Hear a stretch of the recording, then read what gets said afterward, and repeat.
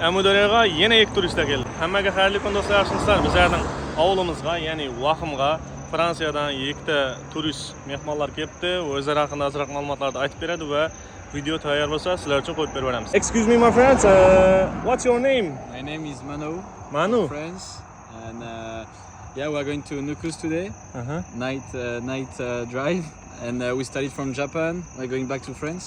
Oh, Kilometer. 15,000 Yeah. 15? Yeah, 15. Oh my brother.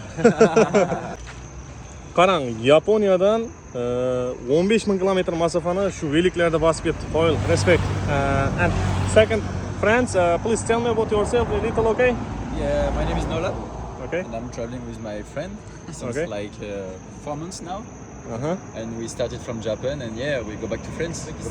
I went. It's my second time in Uzbekistan, and that's so nice. Second time? Yeah, second time. Qarang, bu do'stimiz 1 yil oldi Buxoroga, Samarqandga kelib ketgan ekan. Endi ikkinchi marta o'llili mana do'stim bilan aylanib keldik deydi. Qoyil, respect.